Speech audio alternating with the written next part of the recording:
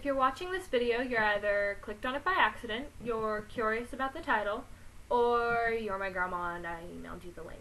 And if you're grandma, hey Grandma Reggie. And if you're not, and it's one of the other two options, then I guess I should explain what's going on. Or you can just pause this video and look at the info thing on the bottom of this screen. That was a very bad point. There. Right there. Yeah, click on that. Or you can just listen to this. I go out to my grandma's house every summer and we pick a book to read. Unfortunately, I only had a week with her this summer, so we did not get to finish it. I already took the book slip off, so I'm just going to hold up the cover so you can go find a copy of this. It's really an amazing book. And did you guys know Borders is going out of business? Like, that's just sad for me. I love books. Anyways, you guys should really go pick up a copy of this. It's called Delirium. Here's the book cover. It's by Lauren Oliver. Really great book. It's about a girl named Lena who lives in a society where they believe love is a disease. It's a post-apocalyptic world, and there are like only a few centralized towns, and then the rest is the wilds. It's all the uncured areas that aren't fenced off and protected.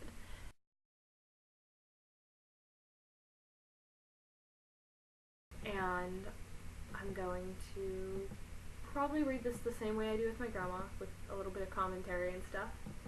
And it's going to go chapter by chapter by chapter. But we are already on page 315, so if you haven't read it, go do it, because it's actually a really good book. I love this book. Okay, so I'm going to take the sleeve off because it annoys me. And here we go. Right. The tears come hot and fast as soon as I'm outside. The world begins to melt, colors and shapes bleeding together. The day is perfectly still.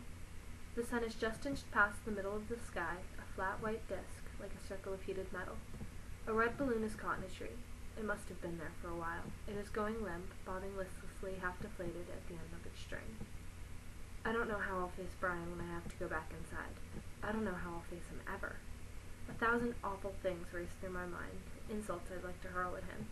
At least I don't look like a tapeworm. Or, has it ever occurred to you that you're allergic to life? But I know I won't. I can't say any of those things. Besides, the problem isn't really that he wheezes or is allergic to everything. The problem isn't even that he doesn't think I'm pretty. The problem is that he isn't Alex. Behind me, the door squeaks open. Brian says, "Lena?" I mash my palms against my cheeks quickly, wiping away the tears. The absolute last thing in the world I want is for Brian to know that his stupid comment has upset me. "I'm fine," I call back without turning, since I must look like a mess. "I'll come inside in a second." He must be stupid or stubborn, because he doesn't leave me alone. Instead, he closes the door behind him and comes down off the front stoop. I hear him wheezing a few feet behind me. "Your mom said it was okay if I came out with you," he said. "Oh, yeah, like that matters." If she says go away, it means go away. "She's not my mom," I correct him quickly. I don't know why it seems so important to say. I used to like it when people confused Carol for my mom. It meant they didn't know the real story. Then again, I used to like a lot of things that seem ridiculous now. Oh, right. Brian must know something about my real mom. It's on the record he would have seen. Sorry, I forgot. Of course he did, I think, but don't say anything. At least the fact that he's hovering over me has made me too angry to be sad anymore. The tears have stopped. I cross my arms and wait for him to take the hint, or get tired of staring at my back and go inside, but the steady wheezing continues. I've known him for less than half an hour, and already I could kill him. I finally get tired of standing there in silence, so I turn around and brush past him quickly. "Feeling much better now," I say.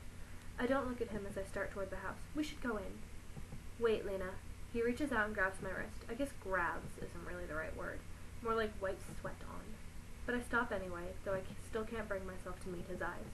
Instead, I keep my eyes locked on the front door, noticing for the first time that the screen has 3 large holes in it near the upper right corner. No wonder the house has been full of insects this summer. Grace found a ladybug in our bedroom the other day. She brought it to me, cupped in her tiny palm. I helped her carry it downstairs and release it outside. I feel an overwhelming rush of sadness, unrelated to Alex or Brian or any of that. I'm just struck with a sense of time passing so quickly, rushing forward. One day I'll wake up and my whole life will be behind me, and it will have seemed to have gone as quickly as a dream. "I didn't mean for you to hear what I said before," he says. I wonder if his mom made him say this. The words seem to require a tremendous effort on his part. It was rude. As if I hadn't already been completely humiliated, now he has to apologize for calling me ugly. My cheeks feel like they're going to melt off, they're so hot. Don't worry about it, I say, trying to extricate my wrist from his hand. Surprisingly, he won't let go, even though technically he shouldn't be touching me at all. What I meant was, his mouth works up and down for a second. He won't meet my eyes. He keeps scanning the street behind me, his eyes darting back and forth like a cat watching a bird. What I meant was, you looked happier in the pictures. This is a surprise, and for a second I can't think of a response. I don't seem happy now? I splutter out, then feel even more embarrassed. It's so weird to be having this conversation with a stranger, knowing you won't be a stranger for very much longer. You... But he doesn't seem freaked out by the question. He just shakes his head. I know you aren't, he says. He drops my wrist, but I don't feel as desperate to go inside anymore. He's still staring off the street behind me, and I sneak a closer look at his face. I guess he could be kind of good-looking. Not nearly so gorgeous as Alex, obviously. He's super pale and slightly feminine-looking, with a full round mouth and small tapered nose. But his eyes are clear, pale blue, like a morning sky, and he has a nice jawline. And now I start to feel guilty. He must know I'm unhappy because I've been paired with him. It's not his fault I've changed, seen the light, or contracted delirium, depending on who you ask.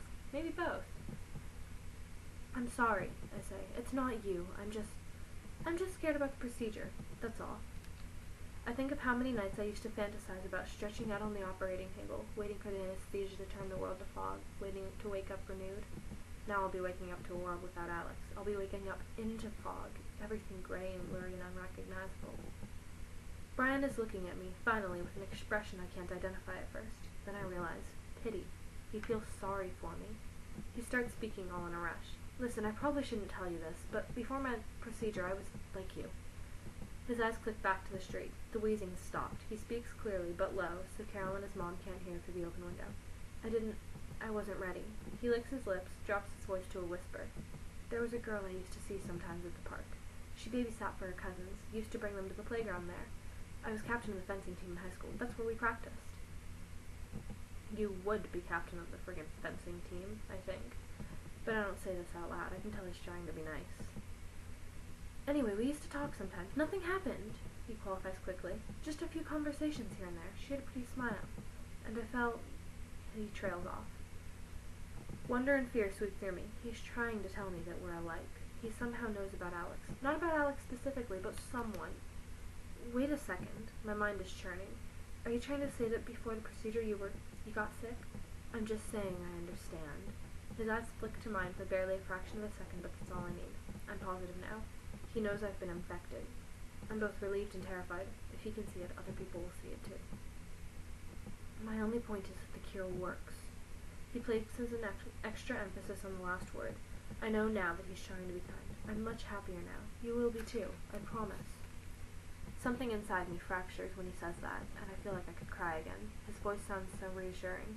There's nothing I want more in that moment than to believe him. Safety, happiness, stability. What I've wanted my whole life.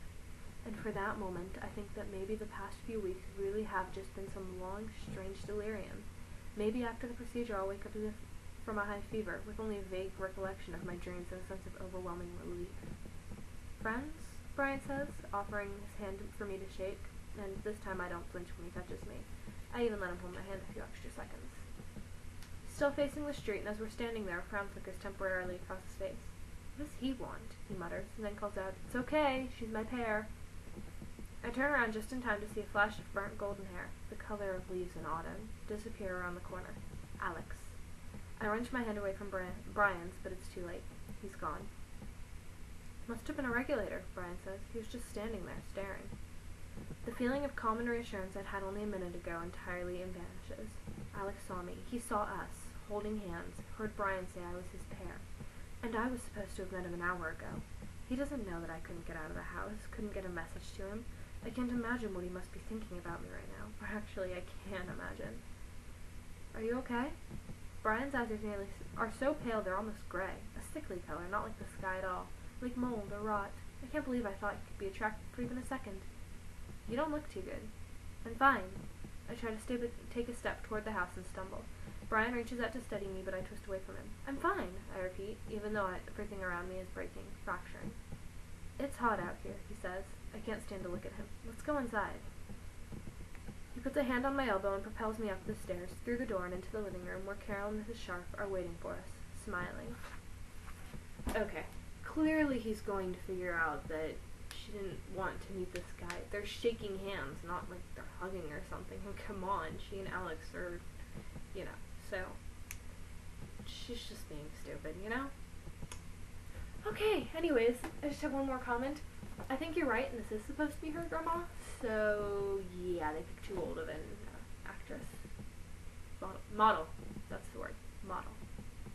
Okay, so I have cross-country conditioning tomorrow, so I'm gonna go to bed. I love you.